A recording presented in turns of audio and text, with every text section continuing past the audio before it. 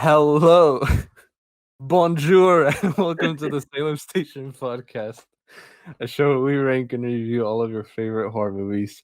I'm your co-host Robert. And I'm your co-host Alex, and today we have Uli. Hello, happy to be here. Yay! Yay! This week, this week we are doing movie number 88, and that is 2014's As Above, So Below. Whoa! For any new listeners, although I don't think we were to have any, but if we do, let me just, if you're jumping in at this point and haven't seen our last episodes, I don't blame you. But if you are jumping in and you have no clue what the show is about, this show, so I, your co-host Robert, I made a list of horror movies. I watched all of them. There's 95 horror movies. As I say in the intro, I ranked them and I reviewed them. And each episode we cover a movie on the list. We start from the bottom, making our way up to number 1. This movie would be number 88, and that is As Above, So Below. The 90s movies, I don't think I'll ever complain about the movies on this list anymore. This movie, I mean, it's not bad. It's not bad. I'm not complaining about it. I don't think I'll give a rant at all for this episode. So they're going to get better and better. So yeah, if you were tired of the last episodes being just nothing but negative things said towards the movies, not anymore. Hopefully, I don't know. I'll come across a movie on this list that'll really tick me off. But this is As Above, So Below, from 2014. It's a found footage movie, and I know I kind of already explained what it is, and its brief history. But that was in the Cloverfield episode, and let's be honest, that episode kind of sucked. Because of my rant. Not as much as the movie. Oh, yeah. Not as much as the movie. So, I'll cover it briefly again, so I'll spare you having to go back and listen to that episode. I'm sure everyone already knows what found footage is. It's pretty self-explanatory. It's a style of filming in which a movie is presented to you as if though you're viewing it kind of in first person. You know, you're behind the lens of a camera. Paranormal Activity is a good example of it. This is what that is.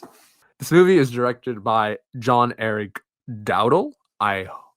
Hoping I said that correctly. I normally don't. It's close enough. Dowdle. Oh, Dowdle. Sorry for butchering that poor guy's last name. But I normally don't mention the directors, at least not of the movies we've reviewed, because I didn't think there was any need to. But this guy does have some history with found footage movies. He has directed Quarantine, which is the American remake of Wreck, which Wreck is considered to be like one of the greatest found footage films of all time. And I do agree. I really like Wreck. I've never seen Quarantine, but the reason I've never seen it is because everyone says that it's just the soulless version of Wreck. So I will take people's word for that, and I won't watch that. And he's also made the Poughkeepsie tapes, which is also found footage. I always pronounce that wrong. Poughkeepsie tapes. And he's also directed a movie that I saw as a child, Devil. Came out from 2010. I will never mention this movie ever again on the podcast. There's no reason you should watch this movie as a child. Well, no, yeah, you're right. But I watched this at my aunt's house, and it was on, and I was like, let me watch it. And I remember, this movie never comes up, ever. It's like Apollo 18, another movie that I watched as a kid. You'll never hear that movie ever again. But it exists. And I think I've seen Apollo 18. Yeah, I have. I think that one. The monsters on the moon, right? Yeah. Hey, that movie's like a fucking fever dream. That one's also a found footage film, I believe, from the point of view from the astronauts. But Devil it's a horror movie that takes place in an elevator, essentially, and these people. Kind of like, actually, you know what? Kind of like this film, where they're stuck in I just realized this one out. They're all stuck in this situation, and they've all done past sins, pretty grave past sins, and they have to reconcile what their sins were. In that movie, if they don't do that, one of them, they don't know who, but one of them amongst them on that elevator is the devil himself. And they better fess up what their sins are, or they get killed one by one. And I remember this movie, I was like, whoa, because like the lights start flickering, and then you see a guy who has like glass shards impaled in him and whatnot.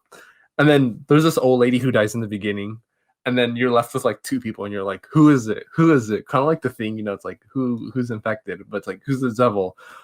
But then it's revealed that it was one of the people who died prior, and that's the old lady who comes back, and she's like her neck's cracking, and she's like, "It's me." But anyways, Which is that's bullshit. That's the devil. I'm mentioning it now because I watched as a kid, and we won't ever bring it up. There won't be any need to. By the way, that was the I can screenplay. guarantee you I will force him to make an episode on it. Oh god, I think it's on Netflix. That screenplay for that movie, actually, I believe, probably no, it's actually not on Netflix. The screenplay for that movie, I believe, was by M. Night Shyamalan. Of course, there's a twist in there because he's always got to put a twist in there. What about you, Yuli? What's one horror movie you watched before you should have? I don't watch horror movies at all.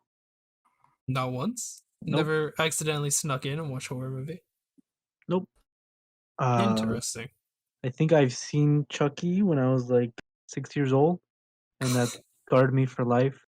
And I was never able to watch another one. You know what? Same. Cause okay, so I live with my grandparents for a large portion of my life, and my grandmother would always have the damn TV on those Mexican channels like Telemundo. And I don't know what it is. Yeah, they'd play horror movies but in Spanish. So I'd walk in, not understand what was going on, and just walk into a whole room of people getting slaughtered when I was like 7. What happened to me? Yeah. I was like, I've seen Chucky that way. I've seen I think it was one of the Paranormal Activity movies that way. Rambo, Aliens. Like, I didn't understand anything. I walked in as a kid and just saw people dying on TV, and I was like, I'm gonna go in the other room if that's okay with you. Play my Nintendo DS. Thanks for the horror, Grandma. I'll never be able to sleep again. Yeah. Oh, no, that movie literally scarred me for like a good couple years. I will be honest. The first time as a kid, I'd never seen a full Chucky movie, but I'd seen scenes. And I'll be honest, that also scared me.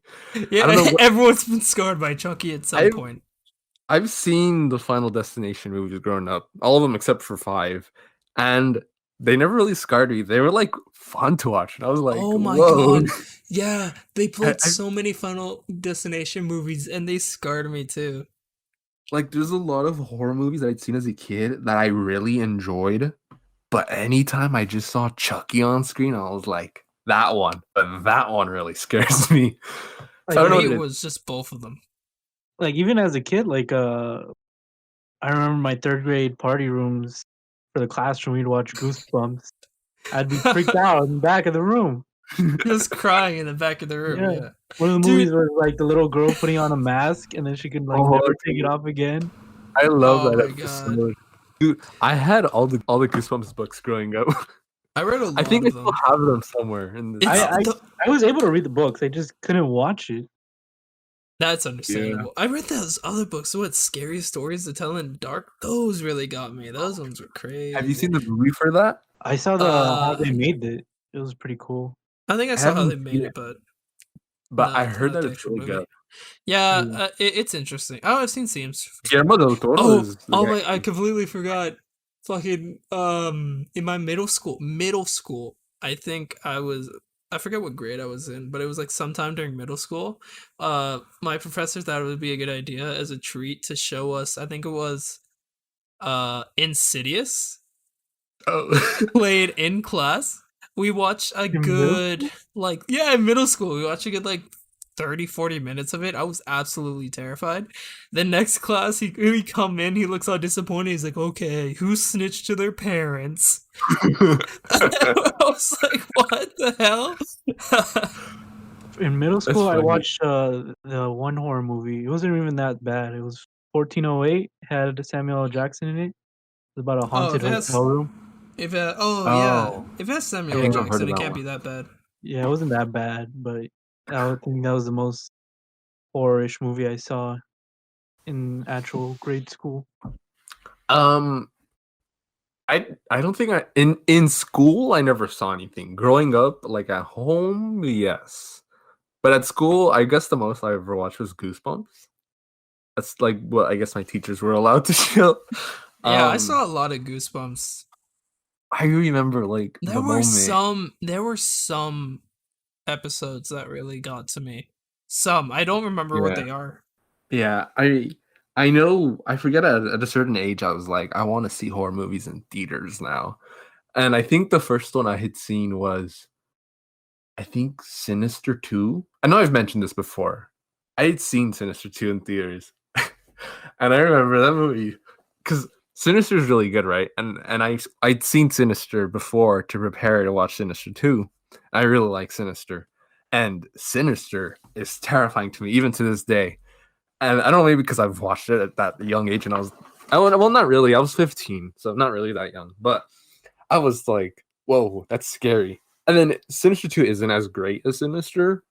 It's not as scary either, but like when there are jump scares and on a big screen, let me tell you, they are Jump scares are terrifying. always the one to get me.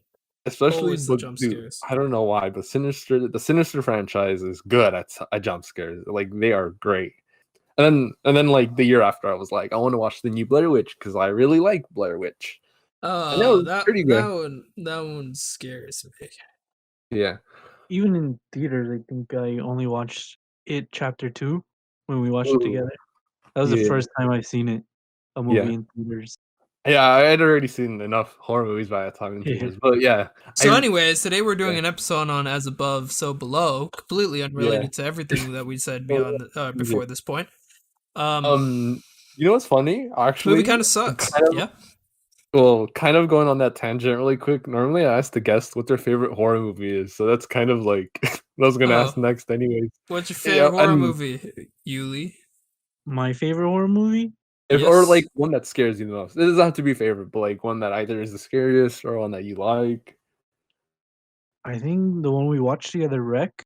That one was pretty good. Oh, Yeah, I yeah. really liked it. I love That Wreck. one scared the shit out of me. Wreck is so Especially good. for found footage film like this one. Yeah, This movie it's is like so. I would not consider this movie found footage. it technically They take so many liberties. We'll get into that. Yeah, a quick notion. I love Wreck. We're not going to be covering Wreck anytime soon because it's really high. But what I love about Wreck is that like it's kind of also a zombie movie, but like it's so weird most 'cause definitely. And most it has zombie that movies. it has that spiritual sense to it too. It's like this one. Yeah, True. It's like a hybrid. because most zombie movies are like, oh, it's because of this biological disease or this thing. It's like some scientific explanation, but it's a religious explanation. And Yeah, it's in like, Wreck, it's whoa. like Because some priest messed up or something. Yeah, basically that. That's pretty sick. I wish you could cover Wreck, but this is not Wreck. This is As Above, So Below. And another movie that I'm reminded of every time I think of As Above, So Below is The Descent, because it's also like one where they explore caves, kind of ish, I guess, in the dark. Yeah, it gives you that You try to claustrophobic feel throughout the movie. Yeah. Very Well, closed in. sorry to Again- tell you, the only descent in this movie is the descent into mediocrity. It sucks. Yeah. It's Yeah, not as you great. can hear, Alex trying to prove that the intro. I obviously, as each movie we do, the quality in the movies, I think, like in terms of it being scary, like does kind of get better and better. No, this At least movie to me, definitely, it definitely got me a few times. This movie. It had its highlights. Yeah, it has its highlights. I'm being a little too harsh on it. I think because I can agree with Alex, I guess, because the first time I watched this movie, I went in without knowing like what to expect, and I just watched it as like, oh, it's a horror movie, and I didn't understand anything of what was going on. But then once I figured out, like, oh, it means this, and this is what that was supposed to represent, like the the movie reflects, or it's supposed to mirror Dante's Inferno. It's like a poem, I believe, by a guy named Dante, and hence Dante's Inferno. In the 14th century, this guy wrote it, and it's about like the 9 levels of hell. This is what that's supposed to represent. And then once I knew what it was about, and I watched it after, I was like, okay, I can kind of see what. Yeah, knowing that really helps. There's like a base movie, and then once you actually get to know more about the actual story of Dante, kind of becomes like a sub movie between the actual scenes and the representations. Yeah, definitely, It's, definitely. I know I mentioned this on the Midsommar episode, how like I guess there's 2 ways to kind of see, like Midsommar tried to do 2 kind of horror movies, or like it's a horror movie where you can do an experience, or like just to watch it, just to get a good scary horror experience. And then there's like, but if you want to delve deeper, you can. How I was saying that Midsommar kind of caters to that second audience, where like, oh, it's mostly to people who want to dig deeper into the scenes and what it means. Whereas when I leave Midsommar, like as a horror movie experience, it's like, what did I just watch? What was this? Like this though, I feel like kind of does it a bit better, because like if like it's a better horror movie, I guess that makes any sense. Like if you want to dig deeper, it also has that, so it has both. I think. What are your guys' initial thoughts on the movie before we go into the plot? I think I said enough on that. Yeah. I think I've made that very clear. What about you, Uli? I think it was pretty good, especially for a found footage film. You know, people say that it's like overdone, but really there's only like 5 big ones. And it really adds That's true. There's some like plots in the beginning where it's just all exposition and you don't really need a found footage. You're like, why is this guy even filming this? But I think towards the end where like they're actually in the caves, it really ties the movie together in a way like that descent. Yeah. Yeah, I agree with that. Definitely. I mean, I take issue with some of the liberties they take. Like some of the scenes kind of don't make sense as the found footage aspect. Yeah, I get what you mean. Like, it does do found footage better than most movies that do found footage. I've seen a lot. It does have a few liberties taken that you can see. Like, if you take a second, you're like, wait a second, how is this working out? Yeah. There's many more found footage movies to come on this list, and we've already done one, Cloverfield. Most found footage movies, you need, well, a lot of people's gripes with found footage is it can be done right. As you know, as Yuli said, there's like the big found footage movies that really are like the few that come to mind. One huge gripe that I see with found footage is why, like, there has to be a reason as to why the person keeps recording throughout the movie, and why they don't just drop the camera and dip. Blair Witch has a reason, because they are trying to film a documentary. Blair Witch, the third movie, really doesn't have a reason. At least I don't remember the last time I seen it, which was in theaters, and that was like a gazillion years ago. But the first Blair Witch has a reason. Remember when theaters were a thing? Yeah, I do. Paranormal Activity has a reason, because they're trying to capture, well, Paranormal Activity to prove that Katie is being capture the Yost. Yeah, trying to prove that Katie was being haunted by something. And Rec, they record because it's part of a news thing, and they want to uncover the truth of what's going on in the apartment suites. This one, it's because they're trying to record the journey of discovering the Philosopher's Stone. I don't know. As if having the fucking Philosopher's Stone isn't enough. Yeah. So you have to make a YouTube video about it. Classic so that's clickbait. another. Imagine the clickbait for that damn movie. I mean, even in found footage films, there are some like scenes where you're like, why don't they just put that on the camera? Like even in Rec, when the main character, the girl, is getting attacked on the staircase, and like literally just standing there filming it while she's fighting for her life. Like there's just some scenes that you're just shaking your head. Yeah, there's some scenes where you just have to suspend disbelief, and that comes with found footage. The two movies that do that well are obviously, and everyone's gonna say this if you ask them, Blair Witch and Paranormal Activity, because like there's a reason why they shouldn't put the camera down. And Blair Witch, again, it's because they're trying to document the switch. So even if weird, crazy things going on. Like that's what they're here for, even though they're losing their sanity by the day. And Paranormal Activity, they can put the cameras down, but each room still has its own camera. So even though the character themselves put the camera down, like you can see what the bedroom angle is because there's always a camera throughout the house. So like those two movies, I feel like do it right, and they have they have the reasons. But yeah, even Rec has like, dude, put the camera down, help the girl. Yeah. Cloverfield's actually a pretty good example of how not to do found footage because they're going throughout the ruins of New York, climbing buildings and going through debris. Like I All think for you need that both kind hands of for that. all for that kind of stupid final scene, Yeah, yeah. Like yeah. Well, enough which about we mentioned Cloverfield. before.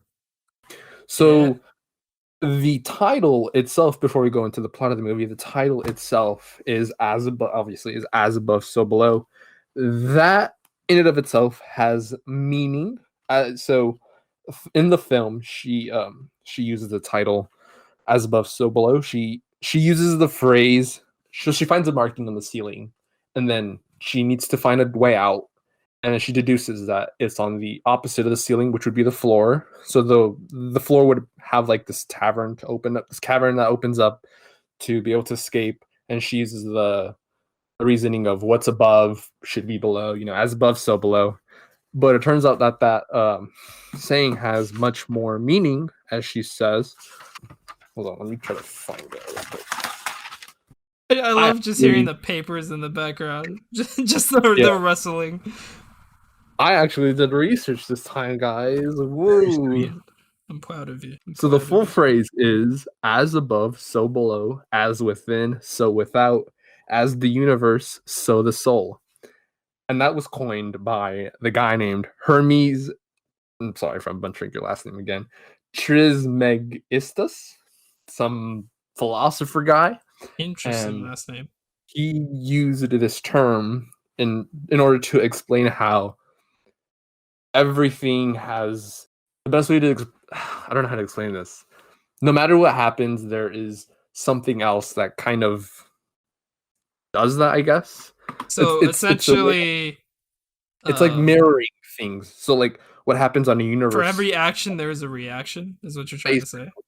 Basically, so it's just a repeat of physics. Nice. At least that's as far as I was able to grasp. So like, hold on. I'm sure it's deeper than physics. Yeah, but it's just or not deeper than physics, just a deeper meaning.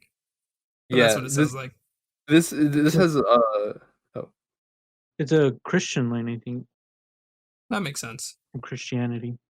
On earth as it is in heaven. Oh, true. Man, I'm such a bad Catholic. Oh my god. Oh no. Yeah, that is true. That is a line that is repeated a lot in prayers and in the Bible. And speaking of religion, it's funny that you bring that up because growing up, because I don't know, I was an angsty teen or something. I like did research into like a cult as a kid, and growing up, I always knew the phrase before I'd even heard of this movie. I always associated the phrase "as above, so below" with Satanists, because if you there's this I don't know if it's a being, I don't know what it is, but his name is Baphomet, and he's like this. I know there's a statue of him somewhere. He's like this horned guy. I think he has horns. He's doing this hand gesture with both hands, where he's pointing 2 fingers up above and 2 fingers down below. Oh, is that like the classic like figure that everyone knows that they always use in movies? Yeah. You know, like everyone knows. Yeah, everyone knows that. Damn, the goat head, right? Yeah. That guy. He's pointing 2 fingers up and 2 fingers down, and he is doing what most people call the as above, so below. And I always knew this phrase from that.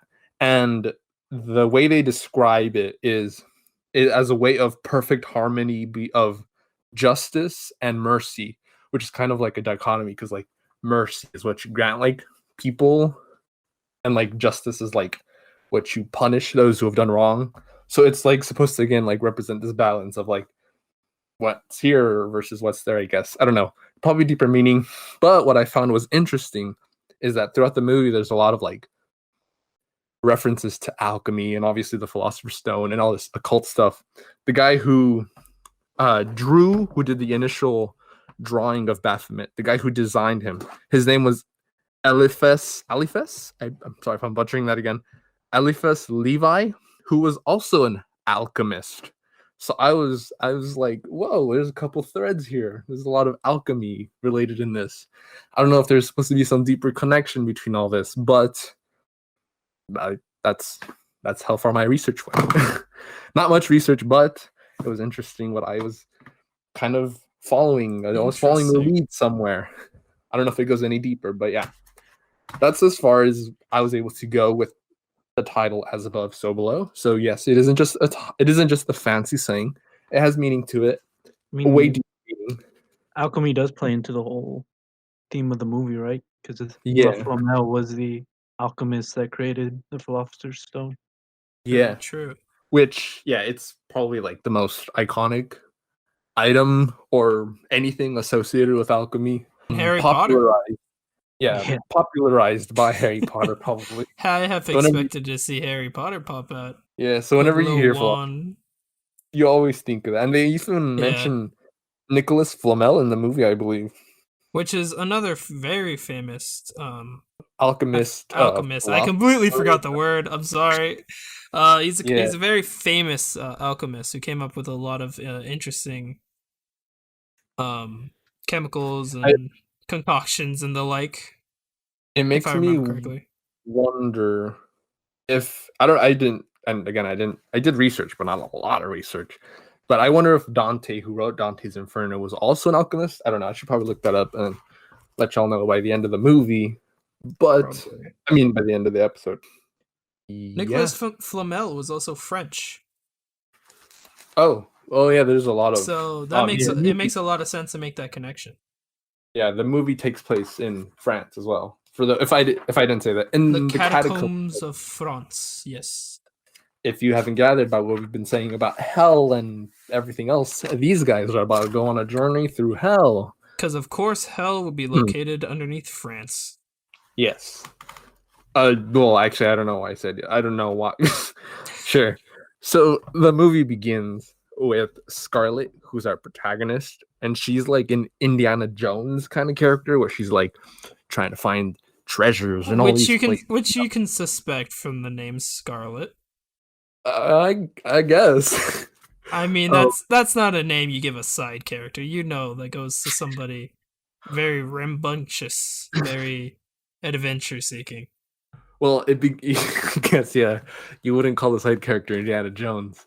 So the movie begins with her in a bus filled with chickens or something like that, and she's also on her way. Reflecting Indiana Jones. She's in Iran, right?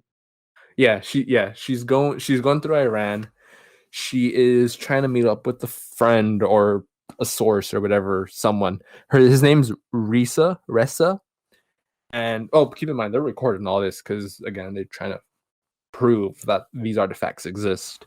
She is going after, and I wrote it down somewhere, the Rose Key, which is a bullheaded thing. I tried looking up what the Rose Key was, but I don't think it actually exists, or if it even is like a mythological thing or something. I looked up what the Rose Key was, but it appears to be something that they just invented for the movie. So she's trying to find that.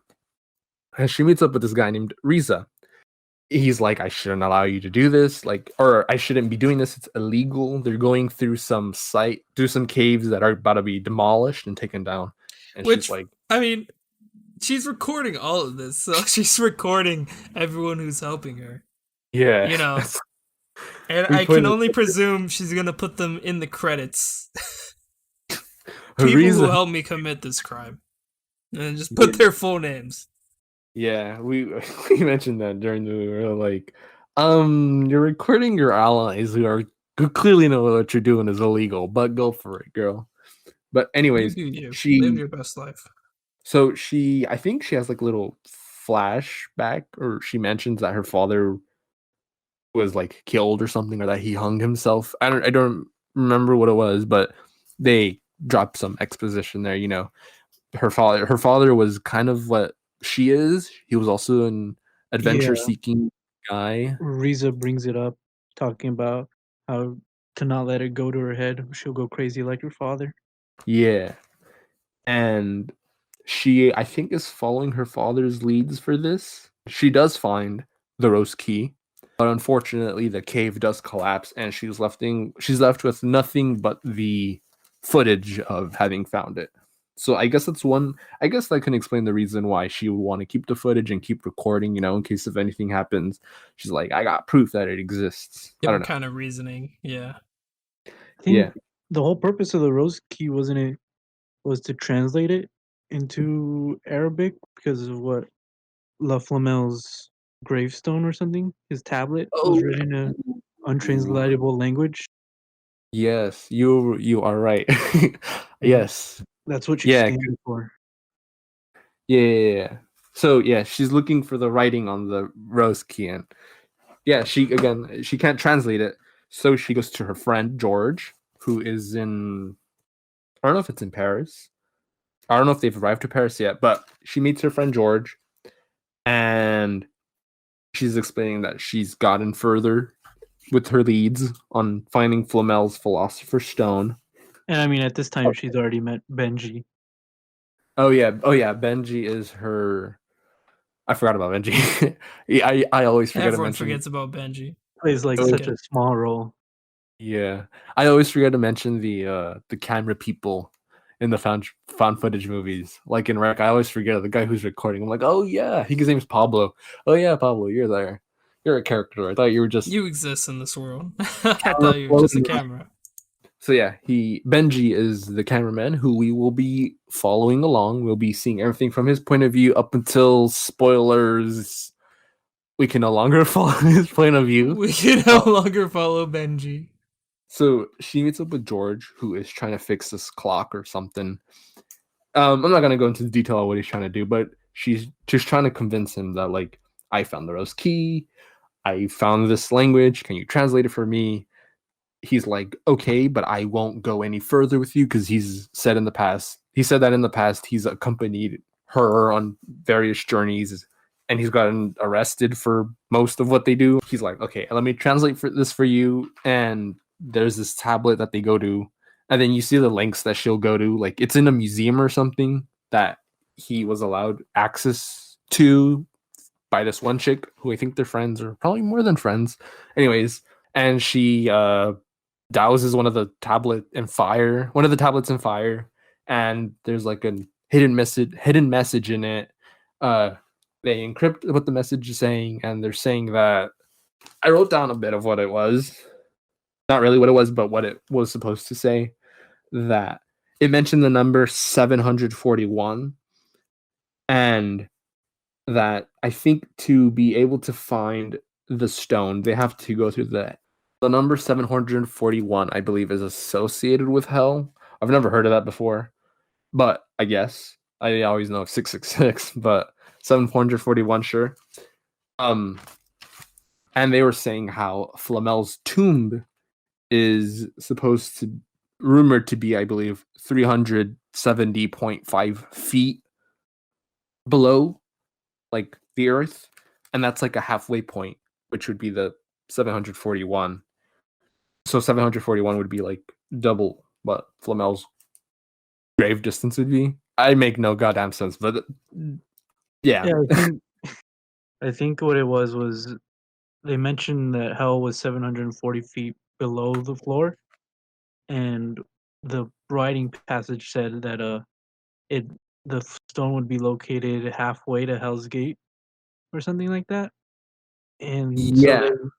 so they went to Flamel's grave, which was right there, and then what they're trying to do is get 340 feet below it, and they're using the catacombs to get to it. That's basically it. Somehow you explained it better than I did. I looked up what hell's number is, and I looked up what 741 means, but there really is no. I haven't found. Oh, actually, never mind. Yeah, 741 is where you would find. Well, 741 feet is where you would find the gates of hell. Interesting. What's the deepest we've ever dug? Probably deeper than that.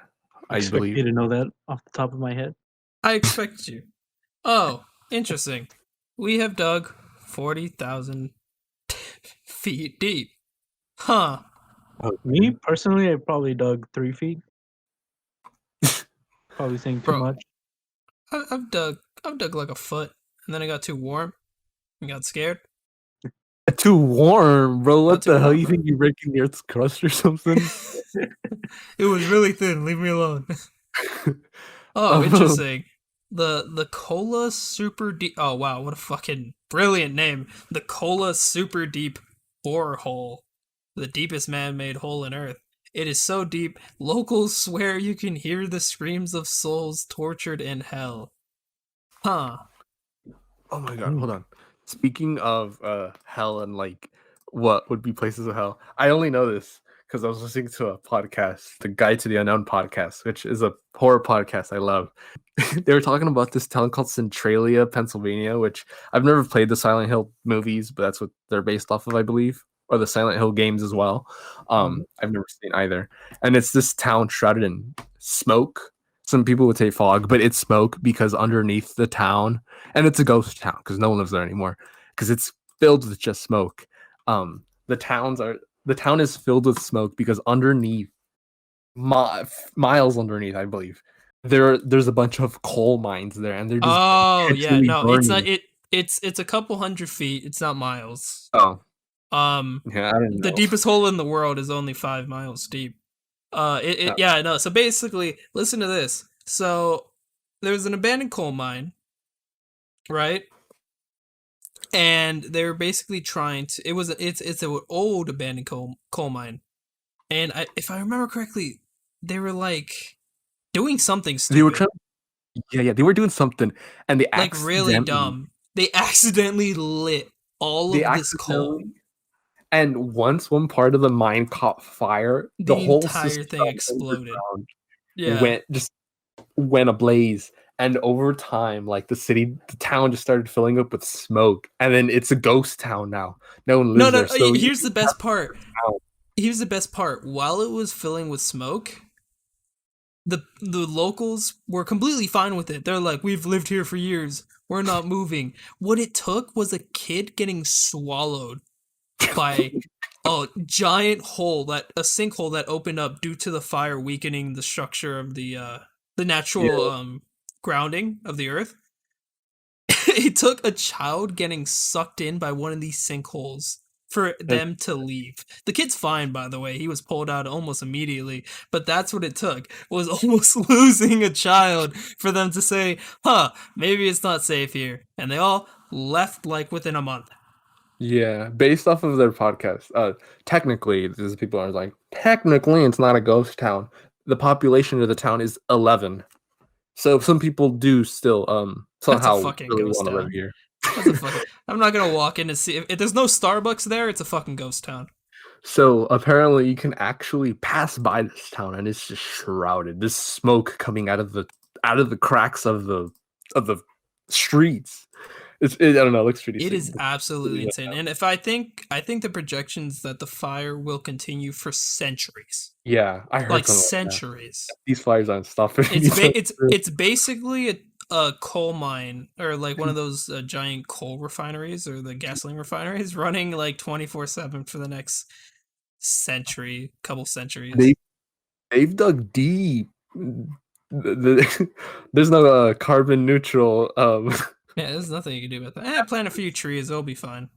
We'll offset it. I don't know how we went on this All tangent. those trees got smoker's lung. Oh All those no. damn Yeah. trees. But Maybe we should probably get to the movie at this point. yeah, no, so I don't know how we went here. Gates of Hell. Oh, we're talking about hell and Oh, true, um true, true. I mean, that yeah. place is probably as close to hell as you're ever gonna get, Yeah, honestly. unless you've When been we- unless you've been to fucking Death Valley. That place is pretty close too. Oh my god, it's so hot there. so their plan is to go to the catacombs, find Flamel's tomb, find the stone there, bam, you hit gold. Not really, you just hit the stone. So Yeah, they take a tour of the catacombs, and there's this tour guide, and they're going down, and which you they're can looking. do, by the way. You can Yeah, just fucking say, "Hey, I want to go see a bunch of dead people," and they let you. You just walk and it's in. supposedly the biggest grave there is on Earth? It is considered the biggest collection of human remains on Earth that we know of. I mean, realistically, you could probably be walking on a bunch of human bones and we wouldn't know. Mm-hmm. Happens all the time, actually. You're They right. find during construction. I'm not kidding. They find human remains all the damn time in fossils. Yeah. It's not I mean, uncommon. I'm sure people have hidden. I was again, I know I'm gonna go off topic again. This is the third time we go on a tangent, but I was looking at a documentary on John Wayne Gacy, and he had hid the bodies of his victims. He's a serial killer, by the way. He had hid the I bodies think they know who John Wayne Gacy is. in like it's like a floorboard, I believe, under his house, which leads to like this large cavern, and that like no one knew existed. And if he hadn't slipped up, they would have never found it. So like one day, if someone would have done construction like decades later and found out Somebody's his name, redoing the foundation, just find a bunch like of bodies. so, like I believe you. Like there's probably instances where like you're just having a construction site somewhere, and they're like, "What are all these dead You know bodies doing?" what? You're able to take tours of the catacombs, and that's what these people do. They take tours of the Yes. catacombs, and they're doing it so they can scout like where this they have a I believe they have a map of the catacombs. They're like, where could the entrance of going to Flamel's grave be at? And they notice that there's like there's this little hole above. They're like, there's like probably a cave behind there or like a tunnel behind there. And then that's where like the tour guide's like, hey, don't stray away. Come over here. So obviously you're not able to do anything while taking a tour because like you're not allowed anywhere else. You're not allowed into the catacombs like at all unless you are guided there. Yeah, I Or heard people get lost there. I've heard people actually died Yeah, while no, lost. that's true. That's true. A handful of people have actually disappeared, and I don't think any of them have been found. Like, I oh, think I really don't think any of them have been found. that's actually pretty scary, dude. It's like that one video, that one video of the guy. It was a camera was found. I'm not sure if that was proven fake or not. It was just a camera found one day, and it was like this guy freaking out in the catacombs. He was never found. Oh, oh, that was pretty scary. What the hell? Like I know like sometimes when you take a tour guide, like you and your friends are like, hey dude, let's go like sneak off and like do this little thing and like find this little thing and like dude, let's go to this secret room, which is kind of seems fun and adventurous. But if it were in the catacombs, I don't care what the hell you're bribing me with. It could be Scooby snacks for all I care. I ain't straying from the Scooby tour snacks. I ain't straying from that tour guide. And yeah, like they're not able to unless you have a guy who can sneak you in through some sort of back entrance, which is what they're planning on doing. Yeah, from that super sketchy guy who just appeared out of nowhere. Yeah. Oh yeah. Yeah. I forgot. Oh, yeah. There's a guy there who I completely forgot about that. There's a guy who's just sitting there and he's like, oh, if you want to find your way in, talk to Papillon, I believe is his name. Papillon, I think it's Papillon. Yeah. And they're like, oh, okay. And the camera like looks away for a second and looks back and he's not there anymore. So like, do you know who that was? Was that Latope? That's not Latope, was it? Oh, I don't know. I didn't even know Latope at that point. You're right. I don't know who that was, but that's actually a pretty effective scare because it's like, oh, where'd he go? So that's how they find out about Papillon and how he's able to lead them in.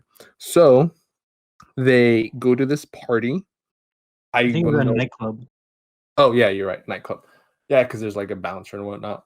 They go to this nightclub, and the cameraman Benji, pretty subtle. You don't pick up on it until you see this happen throughout the film multiple times. He sees a lady dressed in white, and she's got like this distinct face, so you remember it.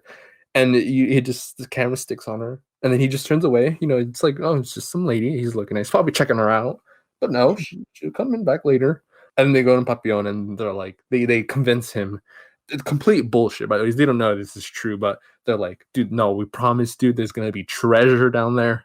Like, he's like, oh, we sure? Okay, I'll take 50%. You could take all the treasure you want. They're for all they know, they're bullshitting him. They're like, dude, there's no fucking treasure. There's just a fucking stone. And then he's like, yeah, sure, I'll get you there.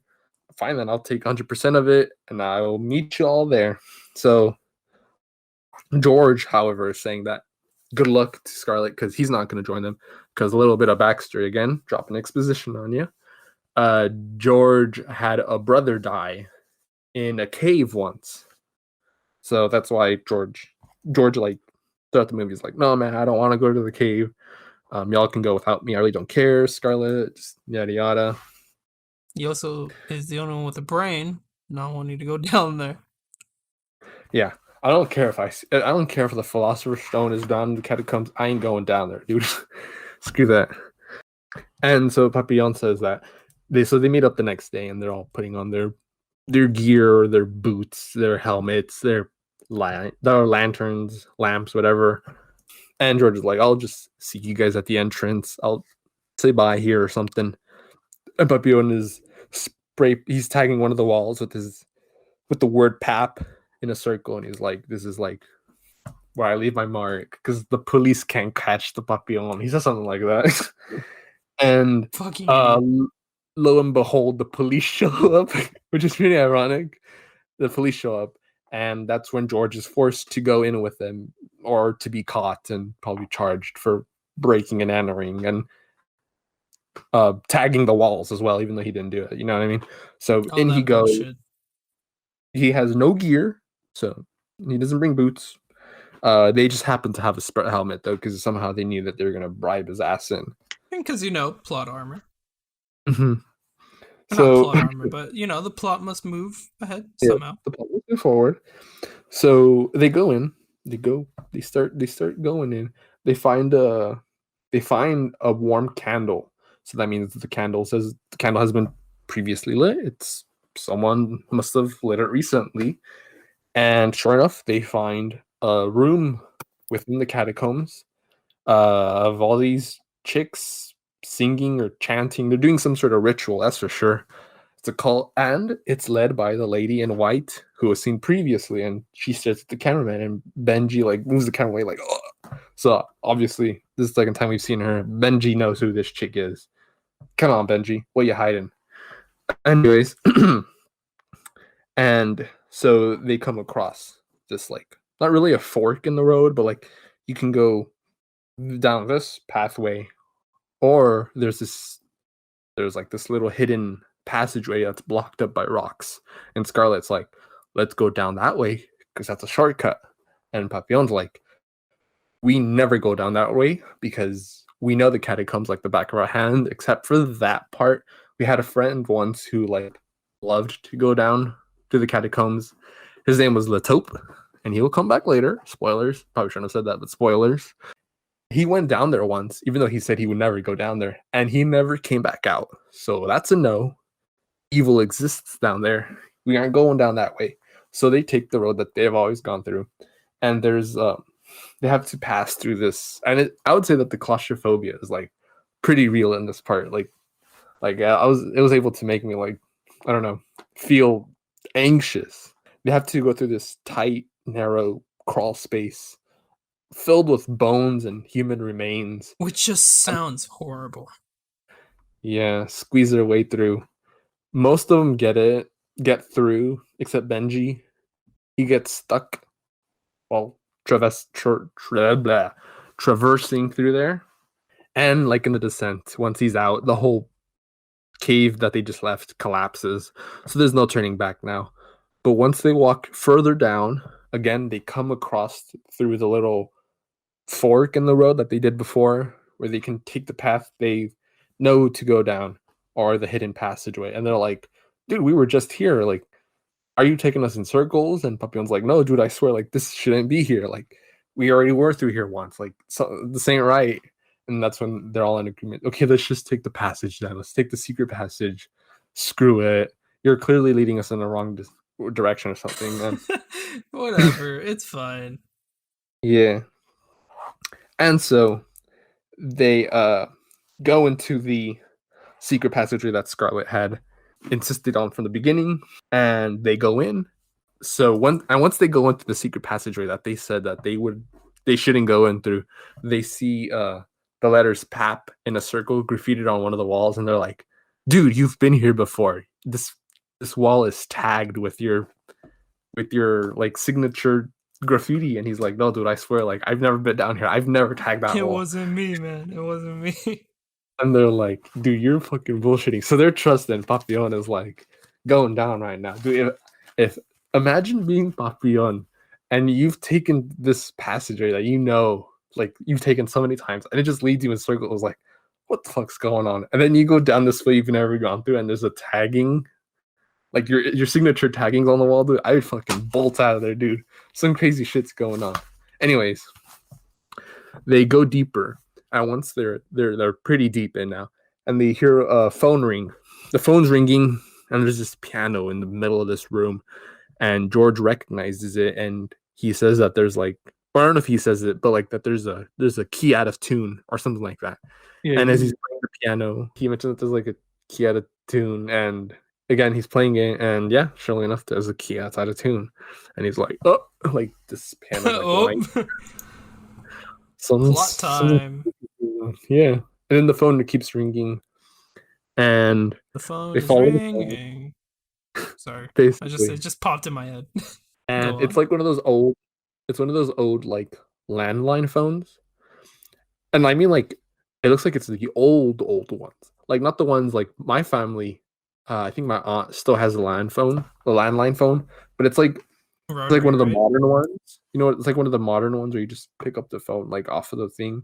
This is like one of the ones where I think you dial like the circle thing, like you know, you like the put your rotary. finger. Yeah, it's called a rotary. It's one of those old ones. Yeah, really, really old.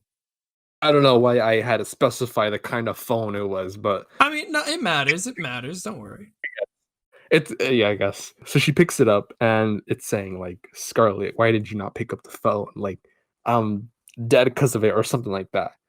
And then she recognizes the voice. We aren't told who it is, but it's clearly her father.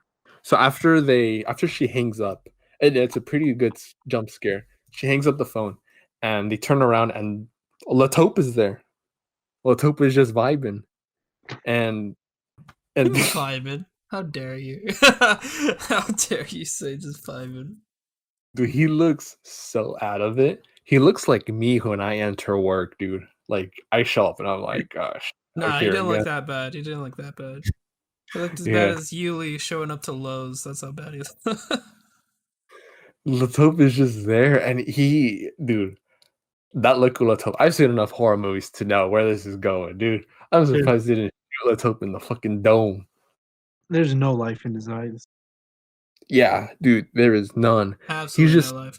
He looks like us after pulling a damn all-nighter. Like marbles, just cloudy marbles. That's all his eyes are. And I'm gonna be real with you, if you walk up to me when we're in that position, in that like environment, and you walk up to me looking like that, I'm killing you. I have to. I have no choice. You have given me no choice in that situation. I have to kill you. I don't blame you. It's you or me. Yeah. It's you or me. Dude, I don't blame you. I'd probably do the same too. I'm picking up the closest rock, and it's going in your skull. Like, as you said, this has been gone for 2 years. Probably the same clothing you last saw him in, dude. Like, what have you been feeding off of, boy? Yeah, like it's over. It's over, man. Yeah. And they're like, dude, like, let's hope. Like, obviously you're still here. Is there a way out? And he's like, in such a dead voice, he's like, the only way out is down. And so, of course, down they go, deeper they go, and they come across this well. They go down the tunnel, and they go down the well, and they're like in this not really narrow, but this kind of tunnel. There's like a little stream of water going down it, and this is a part where like the first weird. I mean, seeing Latope there is kind of weird, and seeing this cult down there that was doing this ritual is also kind of weird. But this is like the first like reality's kind of changing around us weird. So if you know that this is based off of Dante's Inferno, of which you can just go to Google Images and look up the map of all the 9 levels. Yeah, you just look up Dante's Inferno map and it'll tell you essentially what it is if you don't know already. Dante created a poem. I think it was a poem originally. I don't think it was a story, but essentially it's this idea that hell is separated into 9 levels, each level getting worse and worse, and each one having their own attributed sin. So whatever sin you kind of did most in life, I think it was, or like whatever the worst thing you've ever done was attributed with, that's where you were assigned. And as it gets lower and lower, it gets worse. Yeah, so if you have this map with you handy while you're watching the movie, that'd be dandy. So Hideous. the first circle, as Yuli said, is limbo, and Yuli actually mentioned this when we were watching it, and I didn't pick up. Latope looks like he's been stuck in limbo for some while because he looks so out of it. So I guess Latope could represent limbo. This idea of being lost without meaning. Just wandering with no purpose. Yeah, it's kind of the idea of like waiting to be sorted, sort Yeah, of. on the map. Limbo is when limbo is the first circle of hell. It's for the people that didn't do any good to get into heaven, but didn't do really enough bad to get into hell. It's almost like chaotic neutral. Oh. It's just you're not good enough to go up there. You're not bad enough to go down here. You just kind of chill here in the neutral Yeah. zone. Which Forever. I mean, forever. Imagine vibing forever. It makes sense because That's it. they said the last time they seen it was 2 years ago. And 2 years ago, yeah. that would alone, it seems forever. So like, the tip's just gonna be wandering throughout. Oh yeah. According to Dante, he puts he puts all the virtuous pagans here, including like Homer and Socrates. Plato. So, That's circle one. So I guess Latope could very well. Now that being said, some of these levels of hell are well represented throughout the movie, such as greed. We'll get into that. Some ones of are them kind of skipped over. yeah, or maybe they're not skipped over, but they're just harder to catch. And like it's like you really didn't put an emphasis on that one, probably because like it might have been way too hard to do such. But like That's if you're fair. following through, like some are like, did you really do that? Some of them you're like, okay, I could see where that's at. So the next one, the next level is lust, and the meaning, at least from what I'm gathering from the map, it's called lust. Maybe it's for those whose sins deal with lust that they're stuck in this realm. I'm not too sure, but the description I'm reading for this level is the souls stuck here are endlessly blown and spiraling in the winds in a violent storm. So they're in this violent storm of winds, of just perpetual winds. And in this, I think this part maybe represents it. At least it was the part that I was able to best see that could represent it when they're going through this like not narrow, but like somewhat of like a corridor, and there's like this little stream of water, and then something falls in the water, and like everything gets muffled for a second, like they can't hear each other, almost like you would, almost like when you're like in a wind tunnel, you can't hear anything. Maybe that's what the second level of hell is, like because it stands out, like it almost has no purpose. Like what is this? They just can't hear things. So yeah, and then once they leave that place, like everything becomes unmuffled. So I'm guessing that's level 2, which is lust. Again, has nothing to do with like the actual action of lusting, but that's just what it's called. And then after that, they go into a room in which they have to solve a riddle in order to enter the tomb of Flamel. So it's like almost like a little, like the front porch, I guess you could say. And they have to solve porch, yeah. And it's a pretty clever riddle, trying to figure out the number of planets in the system. Most people would be like, oh, hold on, how many planets are there? 9. Mercury, 8. 9, 8. Pluto doesn't count anymore, so that's 8, I guess. I count So Pluto. Damn it, it's 9. Okay, well, some Okay. people would either put 8 or 9, according to Alex, but technically, I guess the right answer is 6 or 7. I forget what it was, but like the way they're viewing it is they're viewing it from Pluto. Actually, technically, was considered a planet, I believe, back when the tomb was created. So you Yeah. add in a planet, but their Earth wasn't seen as a planet or something like that. So you take it It out was the because center of the universe. They considered it the center of the universe. yeah, and the Earth and the Moon were considered planets orbiting the Sun, which doesn't make any. How stuck up do you have to be to think you are the literal center of the damn universe?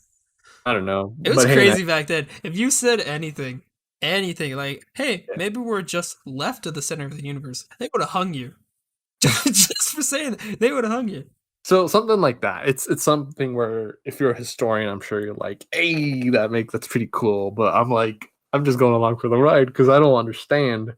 But yeah, so they figure out like the number of planets, and they have to pull out the right rock that represents that, or that's placed something. So then they remove the rock, and then the tomb opens up, and they enter Flamel's grave. And I don't know if it's of any importance, but his body isn't decayed at all.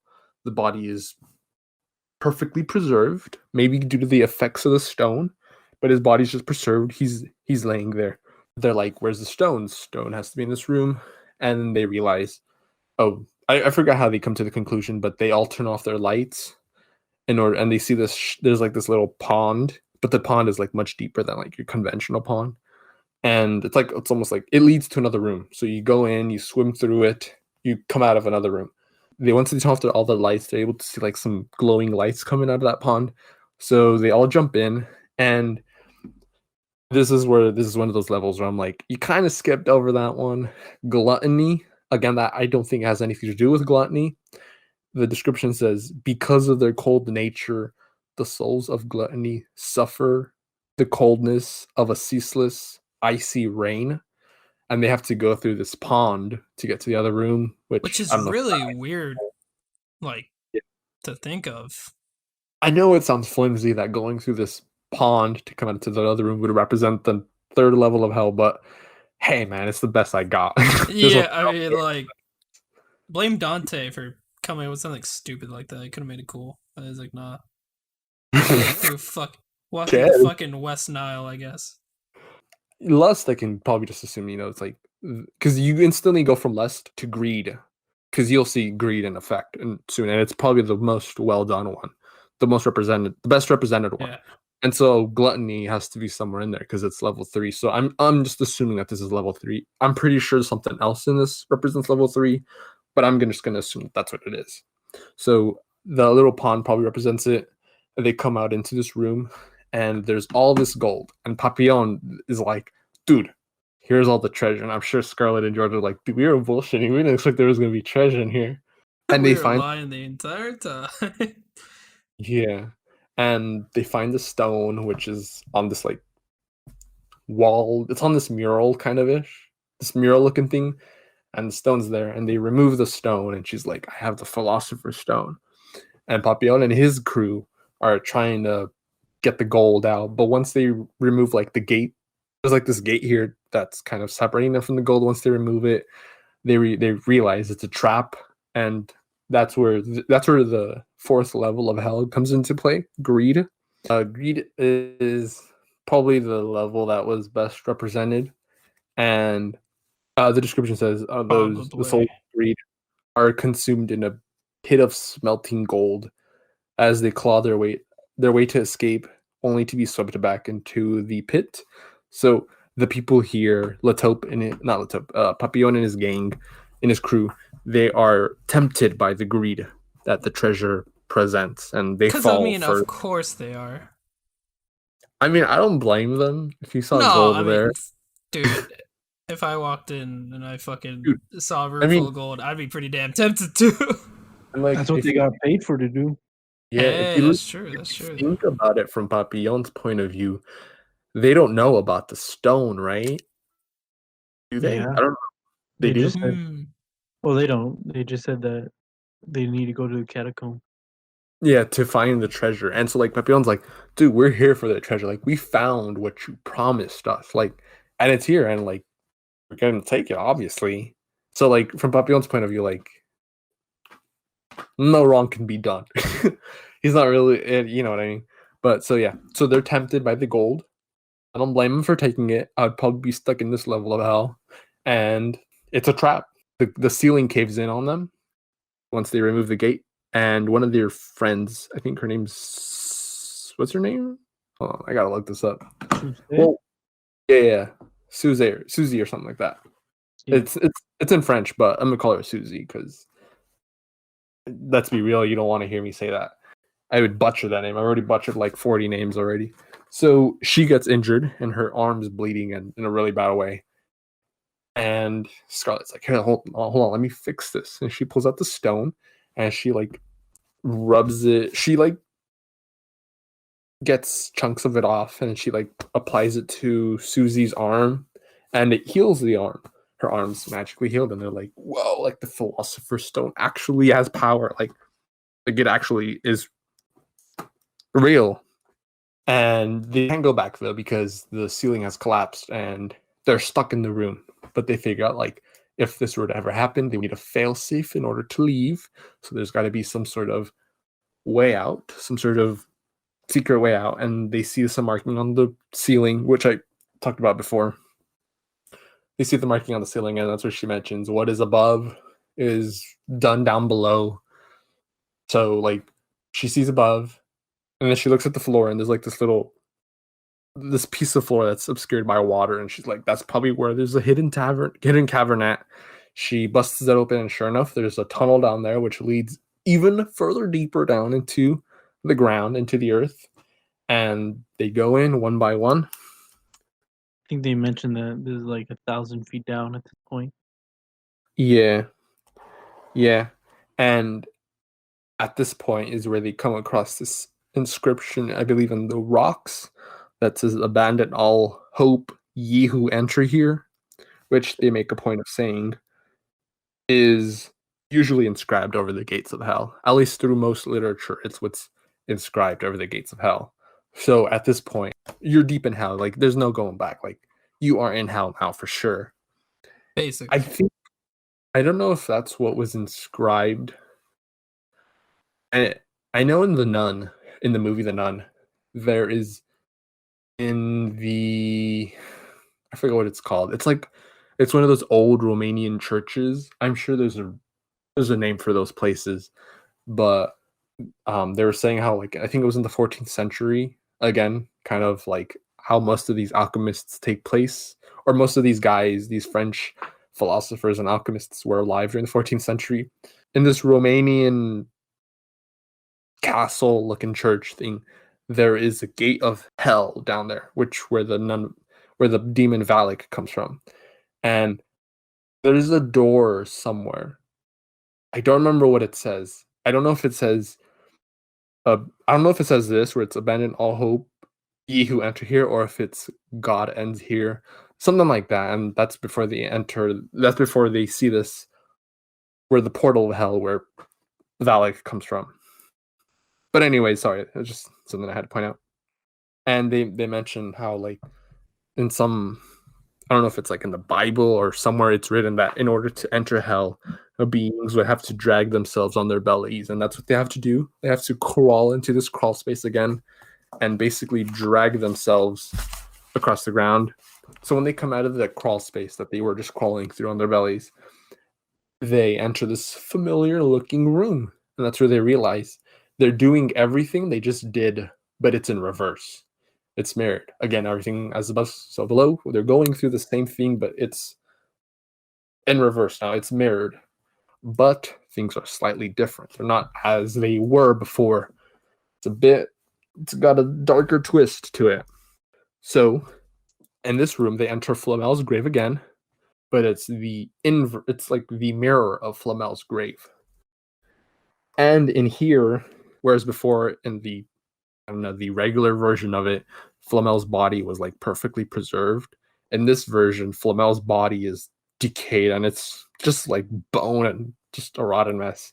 And someone was like, dude, what the hell? Like, someone was pointing out when we were watching this movie, like look at him. Like, they were like mentioning, like, what's that person? I'm like, dude, that's Flamel. He's laying down. And I was like, no, the person behind him. And they're like, oh, that's Latope. Latope is and he's in the background, like, just, he's like hunched over, and I'm like, oh, what the hell? Latope is probably one of the scariest things of this movie, dude. He's just there in the, like, this corner, almost Blair Witch style, except he's not facing the corner, he's facing the people. And Susie walks up to him, which, one of the stupidest things ever.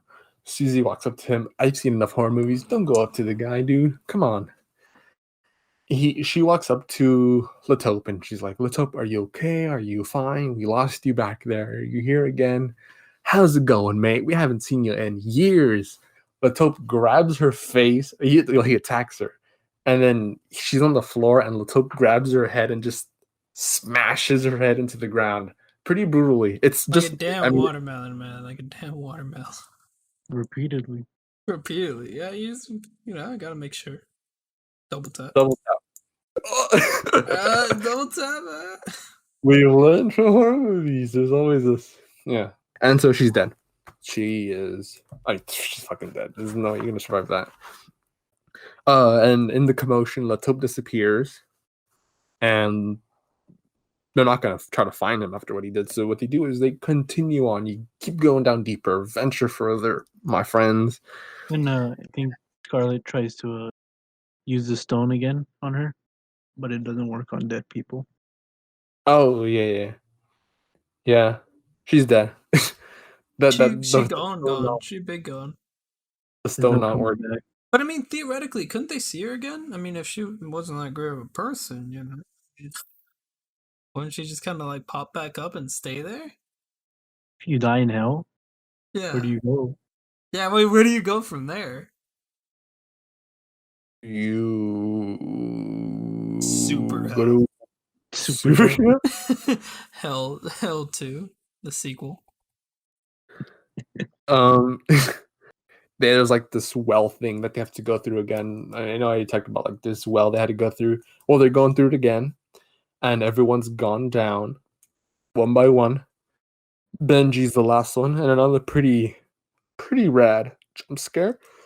Benji's up there, and he's like, "Alrighty, guys, I'm ready to go down now." And then he takes, in a weird way, I don't know why he did it, but he positions the camera so it's looking at him, I think, and you see the figure from before. Yeah, the girl in the white dress. You see her in the background, and he hears it, and he uses the camera and he's penning around. He's like, "Where'd she go?" And then she like jumps out at you. She like screams in your face, and she's holding a baby. I think. I'm not too sure if I remember that right. Or maybe I remember the baby or something else. But she scares him, and he falls right into the pit, and he falls right to his death. Untimely demise. Benji is dead. No, not the Benji. The remaining people, the remaining crew, which I think is just Scarlet, George, Papillon, and Zed, who we never mentioned, but he's from Papillon's crew, Zed. And he's not really shown much throughout the movie, and it's weird that he's one of the spoilers, survivors. But yeah. The remaining crew, those four, enter this room, and there's this flaming car in the middle. And this is the point where if you're like me, who's seen this for the first time without any context, you're like, okay, I kind of bought everything up to this point, but a flaming car in a room with a guy in it, I bought the phone down here and the piano, but this is a bit too much. But like, if you watch it with the context of what it's supposed to mean, then okay, yeah. I mean, I could kind of believe it a bit, I guess. It's hell. It's warping reality. Sure, why not? And so, yeah, there's this guy in this car, and Papillon, that's where he kind of speaks up. He's like, no, like, it wasn't my fault. And clearly he had something to do with this burning vehicle and the death of this person, but him not admitting to his faults, him not admitting to him probably being the cause of whoever died in this car, is what is his downfall. He's dragged into the flaming vehicle, and the vehicle collapses on itself and it disappears. It warps out of reality. So Papillon's gone. I'm pretty sure if Papillon if he would have like admitted to whatever he did, he would have been spared, but he didn't. And that's kind of where these three remaining people realize, like, oh, if we say what we've done or what we've, because they do it later, like what we wronged people of, like, we will probably be saved, unlike Papillon, who was like, I didn't do whatever it was, and he died. So yeah. So Papillon is now dead. Rip. Rip your boy. So we did greed already. Anger. I guess Latope attacking Susie could be a fit of anger, that could probably be that. Heresy could probably be Papillon refusing to acknowledge the whatever it was that he committed that resulted in the flaming vehicle and possibly that person's death. That's probably heresy. Oh, no, yeah, for sure. That's heresy because the description says souls are entrapped in a flaming pit. So, no, yeah, for sure that's heresy. Uh, that is level 6. Well, level 7 is violence. As they go further, they hear trumpets blaring in the background. Just these trumpets blaring. They're loud. They're the loudest thing Which is quite down an there. odd thing to hear, I would say. Yeah, but I think if you know your Bible stuff, Which I don't. isn't that like what I is think said? they reference the trumpets back in the original Catacombs tour they're on. Oh, they did?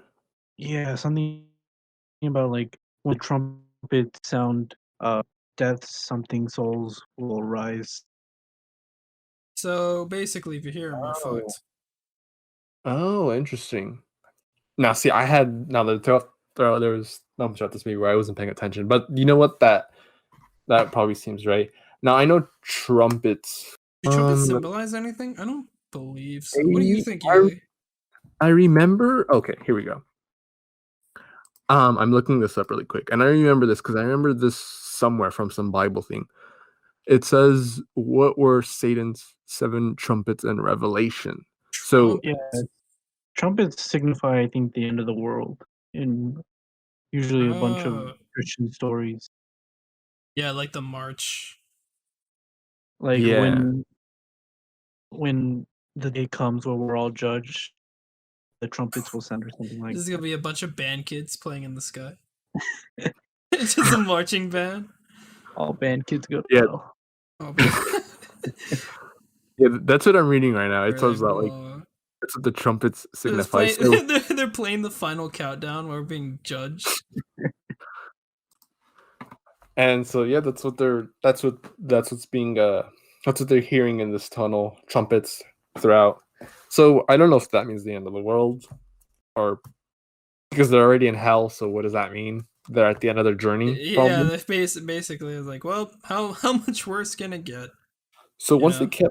once they get past all the trumpets and all that, they come into this room, and this room is probably to me probably the scariest room. There is nothing but a chair in the middle of the room, and there's a black robed figure who's just vibing there, and he has this in the top. I think the only part of him that's truly robed is like the head portion.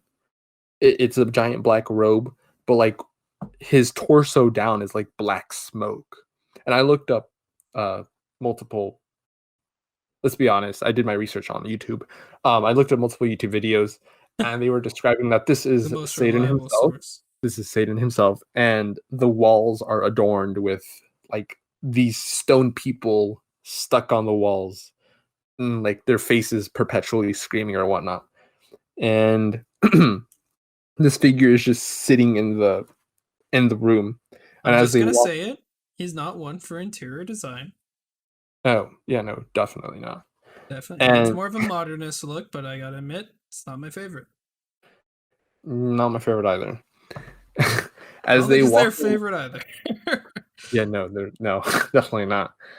As they walk away from the figure, now as they walk away and to like continue on their passage, the figure gets up and like I don't know, you see his face and it's pretty terrifying.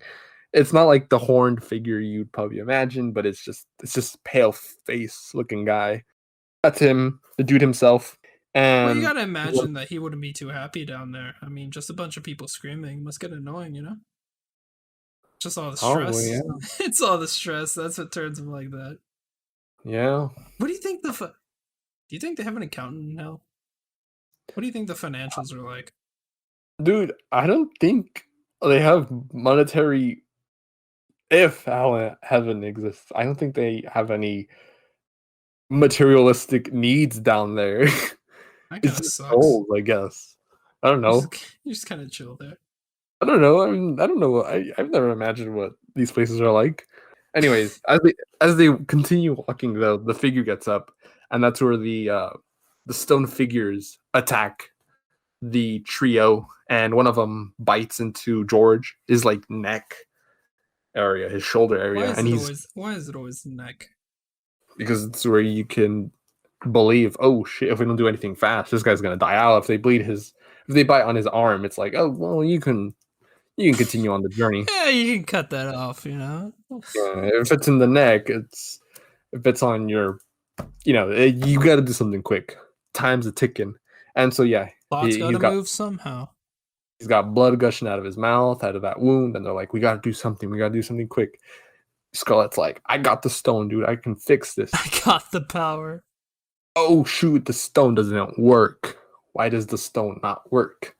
Like, and she's like, she clearly likes this guy. She likes George, and he's like, I need to use a stone. It doesn't work. And then she realizes from something she read or George is the one that tells her about the rectification, right? Yeah, that the path to the philosopher's stone, only rectification can only rectification would allow you to find the stone. And then she was like, oh, I have to rectify the taking of the stone. So that means she's got to go all the way back, put the stone in its place, and return to find the stone. So in the mad dash, she goes through everything that we had just gone through. The trumpets, the screaming stone figures, going up that one well thing, through everything once again. She basically pulls off a hell speed run. Yeah. Puts the stone back, and then she wipes. There's like this little reflective thing. She wipes and she looks at herself. I'll explain that later. And then she makes a rad dash, going back to George and Zed. And then she's like, I couldn't find the stone or something like that. Or I forget what she says. And then she kisses him. And then he's healed.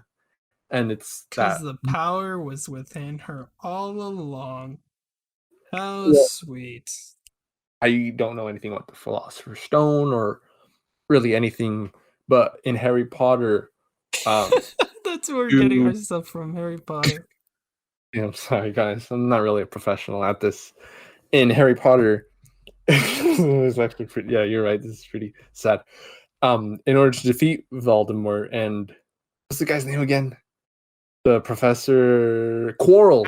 Wow, I remembered Professor Quirrell and his Voldemort twin on the back of his head. The power isn't within Harry Potter's love.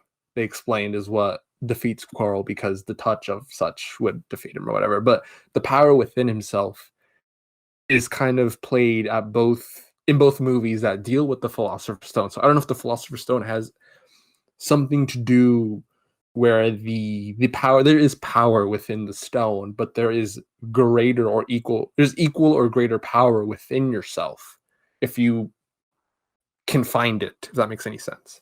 So it isn't too far off if you can believe Harry Potter defeating Voldemort and Quirrell with just a touch.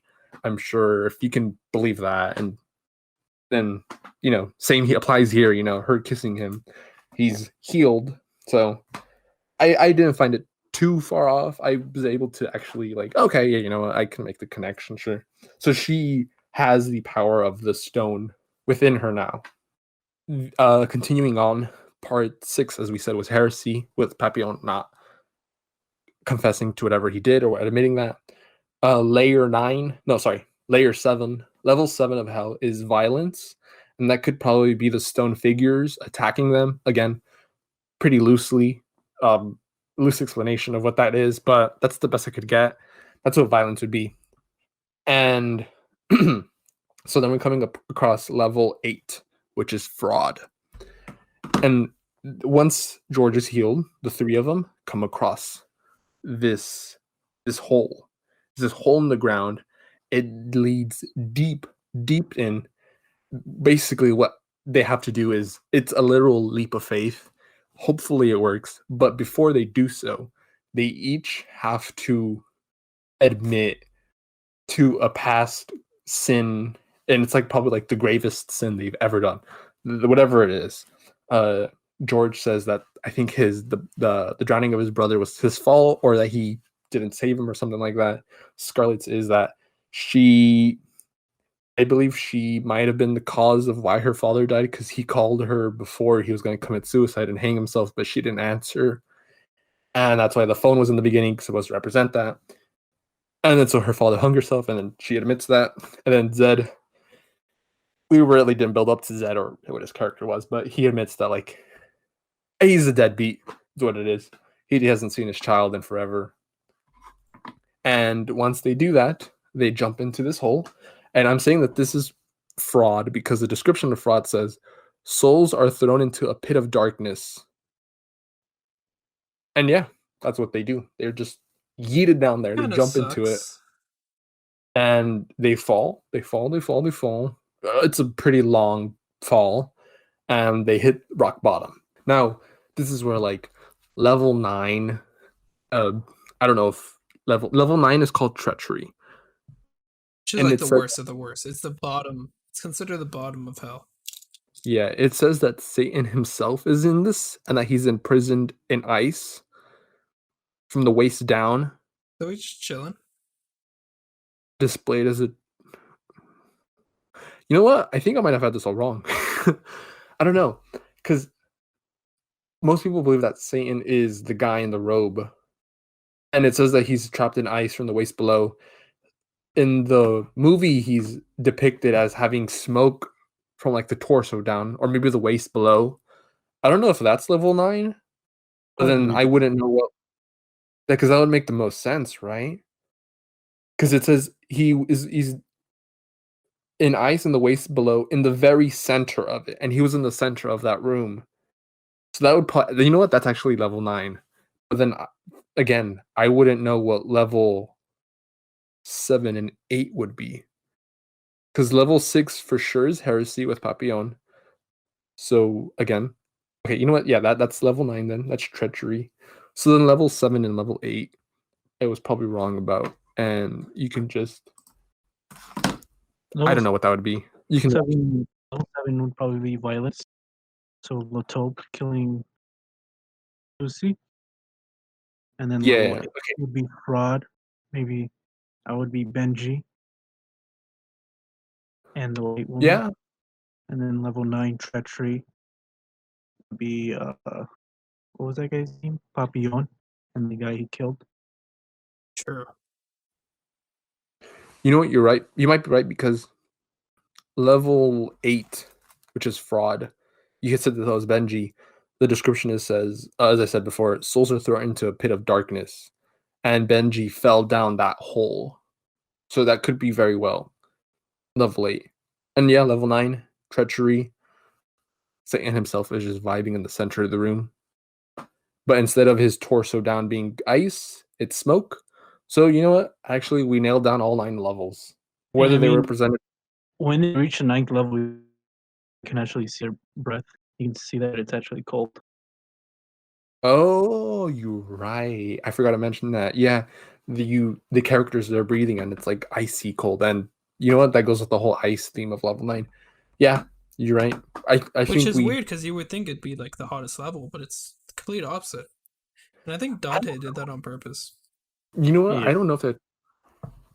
You know what's funny? I don't know because most people. This whole poem, this whole idea is to kind of turn the idea of hell on its head. I think he was just messing around, honestly. I'm not too sure because most people, like, when they, like, talk about hell, it's always like this endless fire burning and it's like lakes of fire. But, like, whenever you think of a horror movie that has, like, a demon in it, like, the room's always frozen cold, like The Exorcist. The priests are in this room that's icy cold. So, like, I don't know. Maybe hell is not what we think in terms of hot fire. Maybe it's just really cold that it burns. You know how when something's really cold, it can burn you? Maybe that's what it is. I don't know. I don't know. But I think they're kind of going somewhere with the ice cold. And I can see numerous pop culture references where, like, cold is kind of associated with evil. You know what I mean? So yeah, that's for sure. As I said, we nailed down probably all 9 levels. Not all of them are represented as equally as, you know, some were better represented than others, but, you know, that's it. And once they're down in this pit, this last room, they're like, there's no way out, and they look down and there's a manhole. And they look at the manhole and they're like, do we just open it? They open it up, and the manhole leads to this random street in Paris, and they climb out of the manhole. I don't know. Georgian Scarlet hug. Zed walks away. Scarlet now has the power of the philosopher. He just walks away. Yeah, he just walks away. And that's kind of where the movie ends. Fun fact, Dante's Inferno is actually the first part in a trilogy. Series. Yeah, series. Not trilogy. A series called the it's a part of something called the Divine Comedy. So it's the initial part of a 3-part epic poem called the Divine Comedy. So take that what you will. I don't Dante know.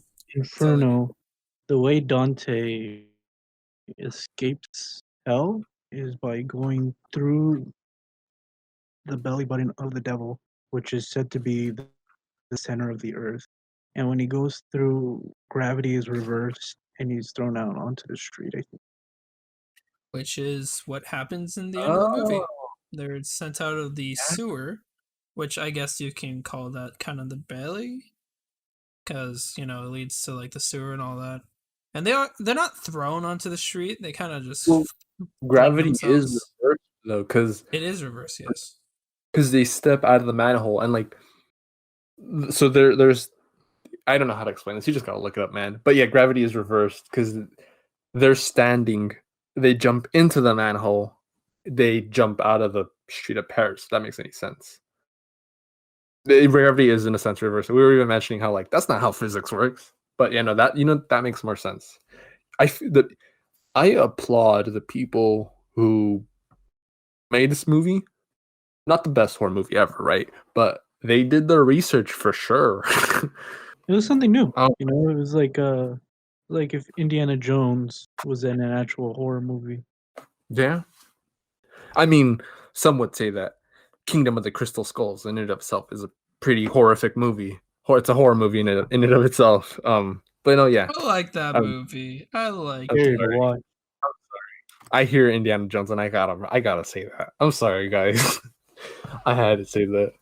That guy who told him about Papillon, he's not La Taupe, he's actually the guy in the burning car.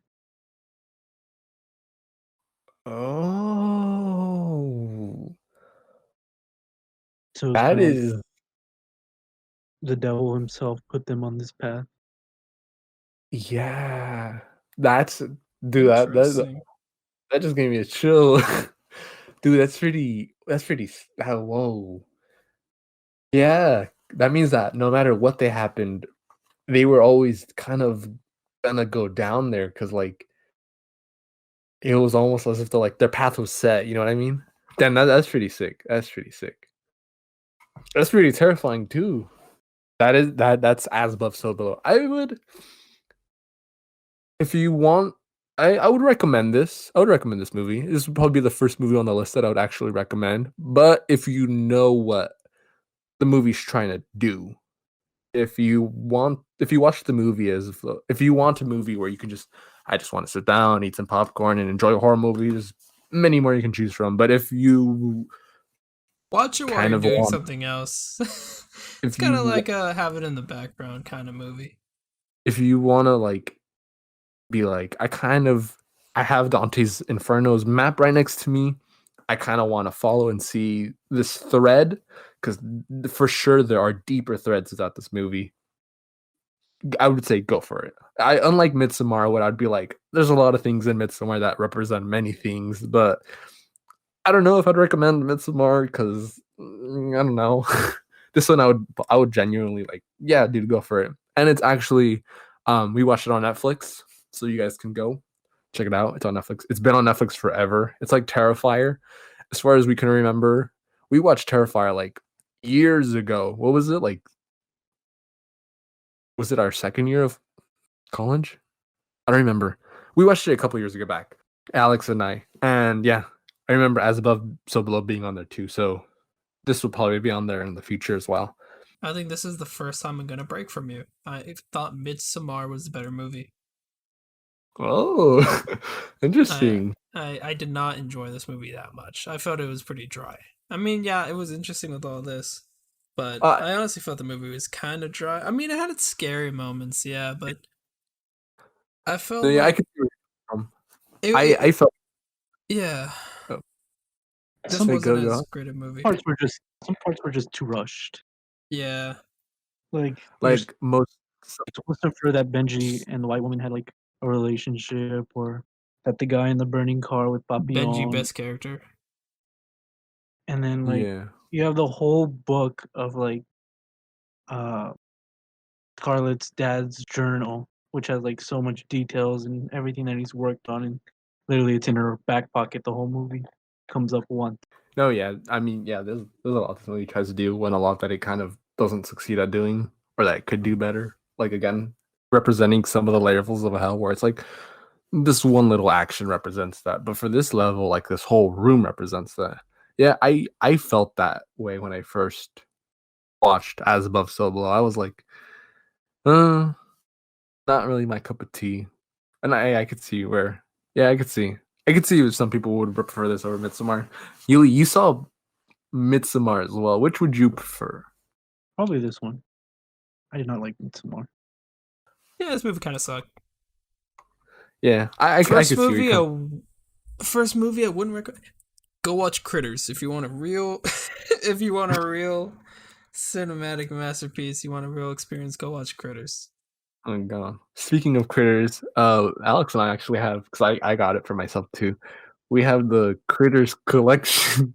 We have the whole box set, so you can expect a Critter series sometime in the future. Fuck, We are we have going all to the sit down. I'm going to force this man, Yuli too. I will force you as well, Yuli, to No. watch all 4 movies. Oh, Is it 4? All 4 I'm busy. movies. No, we'll Yeah. find a day you're not busy. We'll find a day. Oh, I'm No. busy every day. No. Not if I kidnap you. Not if I kidnap you. I'm busy in days that end in Y. That only Okay. leaves Mun, What? the hidden day of the week. Mun. It's like it's the Okay. it's the first half of Monday, technically. I don't know about you, Chief. Yeah, I'm That busy doesn't that make any day. goddamn sense. Listen, we're recording this at it's 1 a.m. in the morning. You got a point. You got a point. What do you expect from me? What is today? What day is this? What are we? Where are we? It's Wednesday? Holy shit. It's December 30th. Tomorrow's New Year's. Oh, Tomorrow's New Year's. Technically, New Year's. tomorrow's New Year's. I don't know when this episode will be released. I don't know if I will edit this and release it the 31st or put off the editing and release it into the new year. Either way, Happy New Year.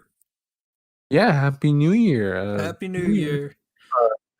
This podcast was probably the greatest thing this year had to offer because this year was a really bad year.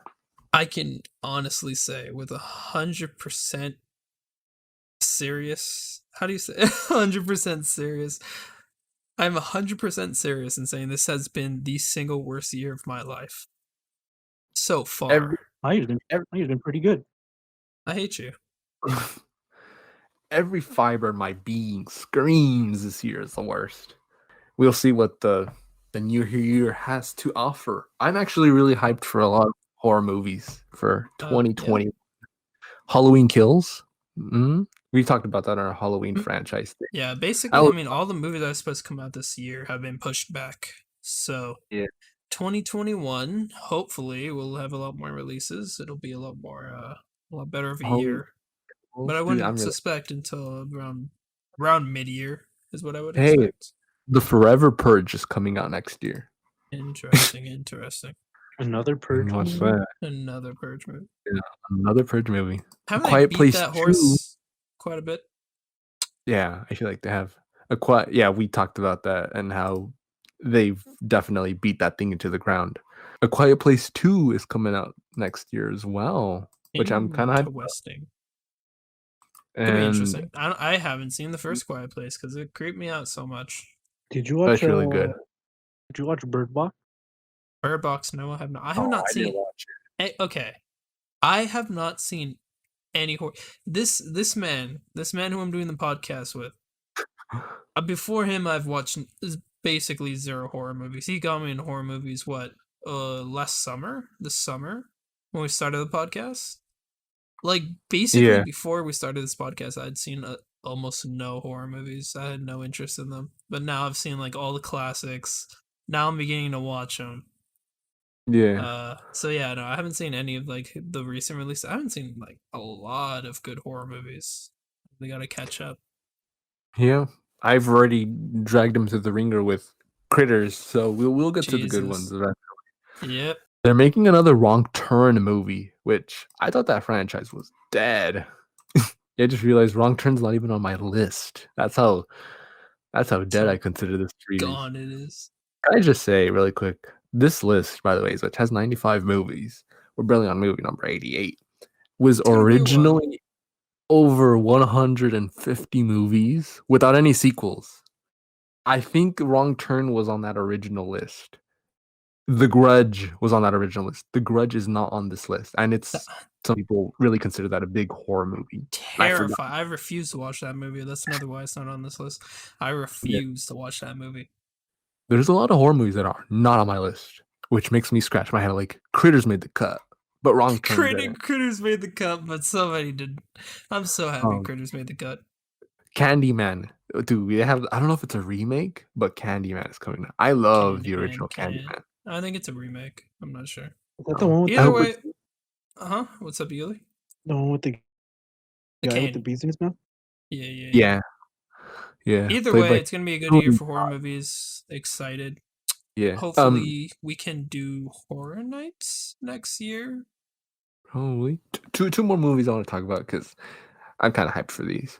The third Conjuring movie, the Conjuring, The Devil Made Me Do It, which is about I don't know the cases, but supposedly it's about where like some guy is possessed or something, and he goes to court and he uses the whole being possessed thing in court and as a justification as to him not doing it. I think that's what that is about. And then my most anticipated movie, I told you this already, horror movie of next year. And I really love the first movie. The sequels are whatever, but it's called Spiral from the Book of Saw. It is the next Saw movie, and I'm so hyped. Chris Rock is in it. Yes, Chris Rock. So is Samuel L. Jackson. It's another Saw movie, and I'm so hyped about it. So great. I don't know. I just wanted to mention that. I really want to see that. There's no legacy to go over this film. Normally we'd go over the legacy of the film, but there's no legacy. It's a one and done, just like Midsommar. Nothing to look into after. In terms of reviews, if you want to watch it again, just as like we have mixed views on this movie amongst us, there are mixed views on this movie overall. It's just briefly mentioning it because Alex brought it up. There's a 26% Rotten Tomato score on this. Again, not that you have to judge a movie by its Rotten Tomato score, but just pointing that out. It's got a 6.2 out of 10 on IMDb, but to be honest, most movies on IMDb have a 5 or a 6 on that anyway, so whatever's. It says 91% like to this movie, but yeah, it has such a low score on Rotten Tomatoes. Take it or leave it, whatever's. Audience score is 40%. It's got its moments, you know. There's horror movies I'd recommend, you know, before I would ever recommend this, but it's definitely clever in what it's trying to do. But yeah, that's it. Next episode is a movie made by one of my favorite horror directors, Wes Craven. Finally, I got to talk about Wes Craven. Unfortunately, because it's movie number 87, it's low on the list. The movie kind of, sucks. I won't say what it is, but it's definitely not Nightmare on Elm Street or Scream, but it's another one of his movies. That's what it is. I'm not going to say what it is, but let's just say we'll take a journey through the desert, through the Nevada mountains, through the hills, you will. I will be movie number 87. Thank you, Yuli, for joining us on this crazy thanks. Sorry for dragging you out so late into the morning. Yeah, we're recording this late into the morning. Big fan As of the we do. show. Glad to be here. Thank Oh, you. thank you. We hope to have you soon on again. I like how we broke down this episode. Actually, I like how maybe because we did more research in this than we did in Midsommar, but I really like how like we were able to follow threads. You know, like I don't know, it was pretty sick. I like this episode. And yeah, I'm your co-host Robert, Co-host Alex. and we'll see y'all both in the witching hour and in the new year. Happy New Year, guys. See ya.